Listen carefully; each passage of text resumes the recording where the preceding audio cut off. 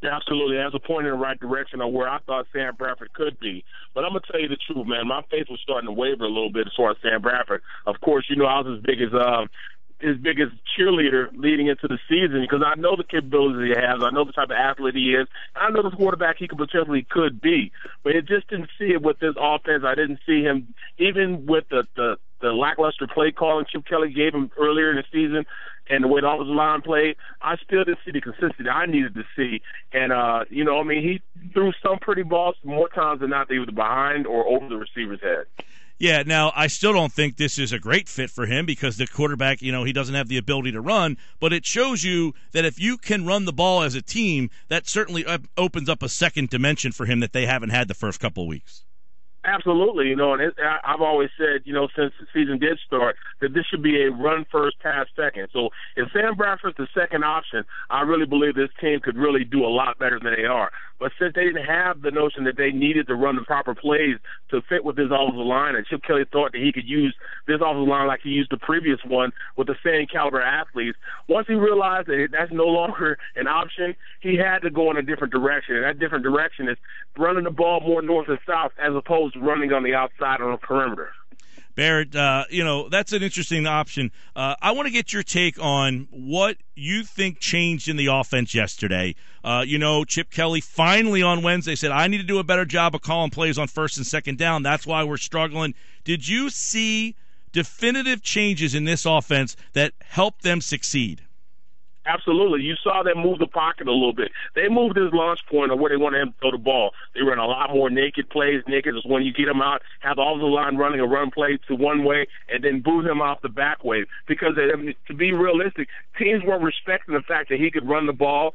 And, with the read option, and with that read option, they were just, the end was just crashing down on the running back instead of respecting the fact that he could go backside and run it or pass it. So he took full advantage of that, and also Chip Kelly, he put in more offenses that would utilize more protection, bring in that running back, bring in that tight end, run people across the formation to see what the defense is trying to get them so they can customize that offense around them. So I saw a lot of maturation in Chip Kelly really understanding the type of offensive line that he has. These guys aren't as good as they were in the past, so he has to adjust accordingly. Yeah, another thing is, Barrett, that I noticed, see if you did too, the pace. They didn't seem to be going as fast. They seemed like they were more taking their time, getting involved in terms of letting everybody just kind of, hey, let's kind of get ourselves together here. We're not trying to rush. It helped them, run a lot more plays and the time of possession, whatever one Chip Kelly wants to talk about, but also a lot more runs under center. Well, that's probably the biggest thing, more running plays under center. And Chip also said, made a smart comment after the game saying that, all right, they can pass from that position too. Even though they didn't, they still ran under center, and it gives those running backs more of a sense of how to read the blocking, how the blocking is going to open up, and they can see it and react off it better than being in that stop position in the backfield at the shotgun position. I think most running backs will tell you that unless they're running draw, they want to run zone plays and outside zone or sweep plays from the eye position where the quarterback's under center. That way the play develops in front of them and the blocking patterns develop in front of them. It gives them a better sense of where they want to go with it, where the possible cutbacks are, and whether they're going to keep it front side. As for them slowing down the offense, I think that's the best thing they could have done. In fact, they slowed it down. They didn't huddle, but they slowed it down enough that it allowed, the other players to catch up with it. The offensive line to catch up, make their calls. The receivers to see where they're supposed to be, if it's going to be zone, if it's going to be man. Those are all things that help the offense out, and Chip Kelly saw that, realized that, and slowed it down a little bit. They still almost ran 80 plays. They had 79 plays. So they got the same production out of running a whole bunch of plays. It just used a lot more time and clock management. Well, and that's what happens when you get first downs. Obviously, you're staying out there, too, which there's something they haven't been able to do. Barrett, let me get your take on what you saw from Bradford in the 2 picks, because obviously they're concerning. Third time in the red zone that he throws interceptions in the end zone. Are these bad decisions? Are they just bad throws? Do you look at those 2 decisions and say, look, they were bad today, but he can learn from them, and I'm not concerned moving forward, or is this a trend? I think it's more of them that he's not used to throwing to receivers. The 2 receivers that he threw to try to, make those plays happen. Those are Miles Austin and Cooper. They're a different, I watched the film again. I sat down, evaluated the film of all 22, and it was really a matter of him just throwing a bad pass.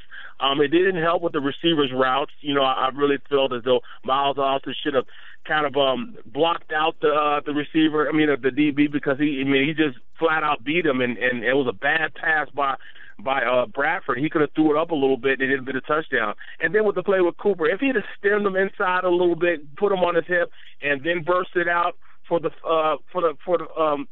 flag, then I think that he really could have then had a better chance of throwing over the DB.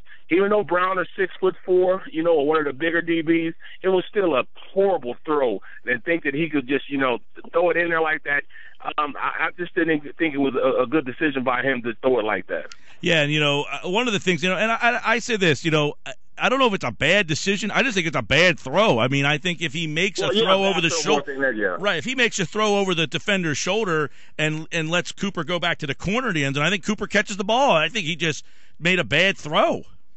It was lack of touch.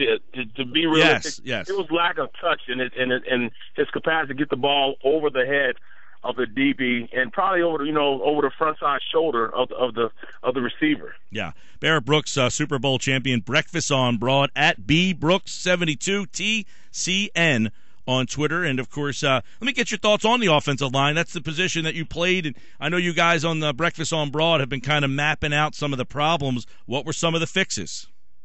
I think one of the bigger fixes is that they ran the ball downhill. They used plays that didn't have them going out and blocking on the perimeter as they did the earlier games. And once they did that during the beginning of the games, then they opened up the outside perimeter runs. But if you go to the outside perimeter runs first, those ends will get up the field, and it'll be harder for guys like Selleck and Peters and Johnson to block those guys one-on-one and see if you can move them. But if you run it inside more, it keeps them off balance. It keeps the D-line off balance. Now they can't jump the gaps like they used. Now they can't get penetration because they don't know whether it's going outside or inside. I thought they relied too much on going outside, that these guys got penetration, linebackers going downhill.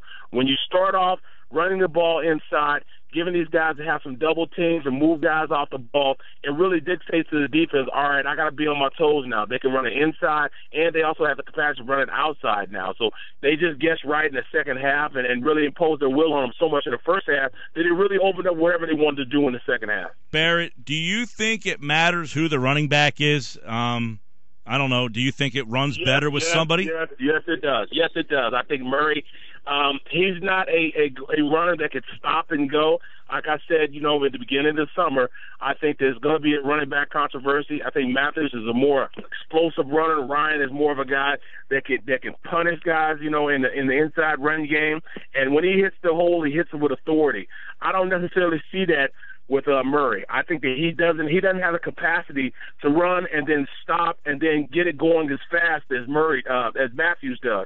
Matthews is explosive, and it shows in his running style, and the fact that he had 8 carries for 73 yards and Murray had 20 carries for only 83 yards, just to show how explosive he is. Same offensive line out there, same plays they were blocking. It's just that Matthews can get it up and down faster and get it stopped and started better than Murray does. Well, then, all right, you're in these locker rooms. You know what it's like in terms of contracts. Well, how does that, play? I mean, you've been in there before where I'm sure a guy getting paid more is only getting more time because of his contract. How does that end up separating things in a locker room sometimes? Is that a concern? I think it's a concern because in any other locker room, the highest paid guy usually plays more. But at Chip Kelly, of course, you see he doesn't care about a star being a star. He wants results, and I think that he's going to start shifting towards Matthews a little more. Now, I did the post game conference today with Chip Kelly and listen to what he said. And he said when he thinks of those guys, he thinks that Murray and Matthews are one and the same. That's absolutely not. That's bogus for him to say that. They're two different runners with two different running styles. And like I said, Matthews is the more explosive, the more potent runner, and he has to get more touches in order for this offense to keep going the way it's going. He's Barrett Brooks. You can see him 6 to 8 on weekday mornings on Breakfast on Broad. Of course, he won a Super Bowl with the Pittsburgh Steelers, played here in Philadelphia under Ray Rhodes, and of course now you're watching Chip Kelly here and a lot of criticism of his game plan on the offense. But let me flip the defense here and Billy Davis, because the defense has played well, yet he still gets criticism.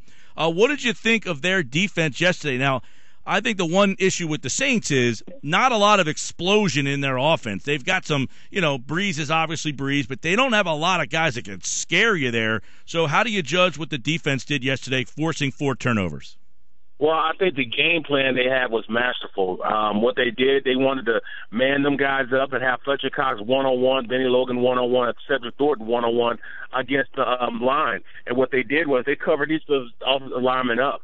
I mean, and we call it a Navajo front, or we call it a dub front. It's just the fact you have the center and the 2 guards covered, so they have to man block, and then the 2 tackles are always man on the outside. Well, when you get in passing situations, when these guys are manned up, you can't double team.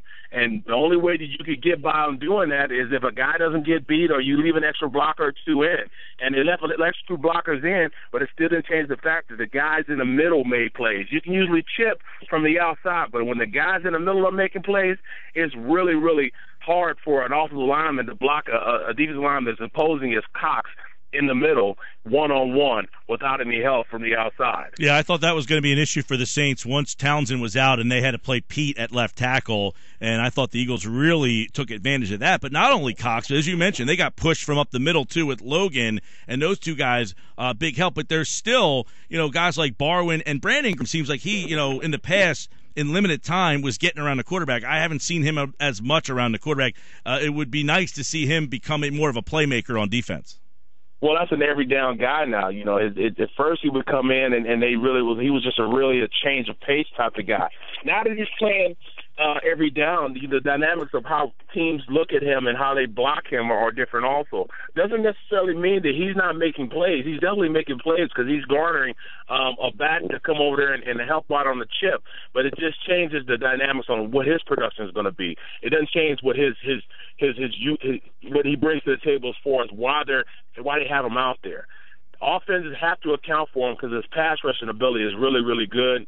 But the thing is, they're keeping an extra guy over there, which is going to open up things for everybody else. That's why you can't get the chips on the Currys. That's why you can't get the double teams on the fact that you have Cox out there. Is because guys like that are also imposing their will and getting guys to chip on them and play and keep them in their line of sight as opposed to the guys in the middle. Hey, what happens? Hicks is playing really well. He recovered a fumble for the 3rd game in a row, and since entering the lineup, he has been a sack, an interception, a forced fumble, 3 fumble recoveries. How do you keep him off the field?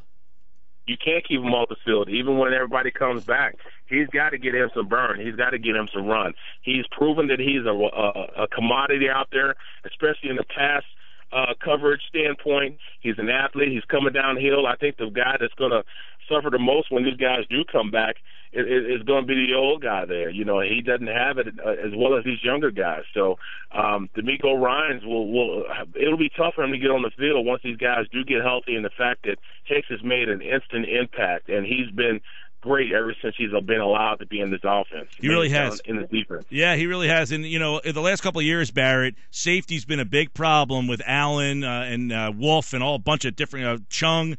Has the safety play gotten significantly better? Do you like Jenkins and Thurman? Are those 2 guys acceptable? Oh, absolutely. You try to pick their game apart. It's really, really hard. They're put in a lot of compromised positions when they're one-on-one against receivers, and not just regular receivers. I'm talking about the top-tier slot receivers in the league, And they both have their hands full this next week coming up on Monday night with, Beckham, if he's healthy, and, maybe even, that Randall if he's healthy. But they'll definitely have some, Cruz also might come back also. So they'll have their work, cut out for them. But these guys have played masterfully and on all the decisions that they're making. They're playing well in the slot. They're staying back and not getting drawn up on the play fakes. Those are all things that, Allen would have been all the way up into the line of scrimmage on a deep pass. But these guys stay back. They stay disciplined. They read their keys. And they play very, very well together. They talk. They communicate well. And they get the other guys on the same page also. So I like the fact, even more impressive is Walter Thurman. He's came in and made an instant impact at the safety position, a position he hadn't played his career in. So, I like what he's done. I like how aggressive he is. He plays and knows his run fits, and those are all things that, usually takes a couple of years to learn. Well, he's came in and learned them well and playing very well. Yeah, he's a ball hawk. He's not going to be a big hitter. He's not going to jar you loose. He's not going to draw knock your block off and force a fumble, but he's definitely been around the ball. The other guy is Maxwell, obviously, and he's got the contract. He's the name, and it seems like on third down, you see 31, still people going after him. What are you seeing from him now 5 games in? Well, that's all Billy Davis. He's got to figure out a way to kind of hide what his weaknesses are and play to his strengths. His strengths are being a cover 3 or cover 2 or basically a zone corner. He wants things to develop in front of him and then attack downhill and make plays. His essential, pattern that you want to look at is how they use Asante Samuels. He was the same type of corner. He wasn't a man bumper run corner. He was a guy that liked things to develop, and after that he'd run and break on the ball, and that's where he was more successful as opposed to being up in the receiver's face. So Coach Davis has to make sure that he has a customization of playing, whether it's playing quarter, half, where he's on the half, he's a half side corner, or they play cover 3 or cover 2, just to make sure that he doesn't get beat deep. That's the bottom line. $63 million is not what they're getting, but at least he's out there and not getting beat as bad as he was the first 2 or 3 games. Give me your quick thoughts on this Giant team. I don't know if you were up late last night. I know you guys get up early for breakfast on Broad, but give me your initial thoughts. This game, obviously, 2 weeks ago, it looked like the Eagles were in a tailspin. Now they have a shot to be in first place. Well, Cruz, Beckham, and Randall are all coming off injuries in a game. So those guys, with hamstrings and leg injuries, they're not going to be 100%, and we didn't want them 100%. But still, I think this defense will be ready to play him. Eli Manning is always going to be a guy that he can blow it up one day or he can get blown up the next day. It really depends on what he comes out and how he feels for that day. But this is definitely a team on offense that you have to look at and understand that these guys can play any given Sunday, and they're pretty good on the offensive side of the ball. On the defensive side of the ball, they don't have the pass rush. I don't think that this team is going to really give the Eagles any problems as far as that aspect. I think they'll be able to run the ball on them pretty good and then pass the ball on them pretty good. It's just about them going out and executing the offense, staying on the field, staying on time, converting third downs, and being on the field longer than Eli Manning is going to be on the field. That's a good point. If they consistently keeping them off the field, I think that they'll be all right. All right, that game Monday night right here on 97.3 ESPN. Of course, Barrett will be back on Monday to preview that game. We'll go more in depth on that as Barrett will take a look at the film and stuff. Check him out tomorrow morning, 6 to 8, Breakfast on Broad, and, of course, every Monday here with Barrett's Breakdown on 97.3 ESPN. All right, brother, I don't know how you're getting up that early, but you're doing a great job. I appreciate it, man. It's very fun, man. Have a good one, all right, bro?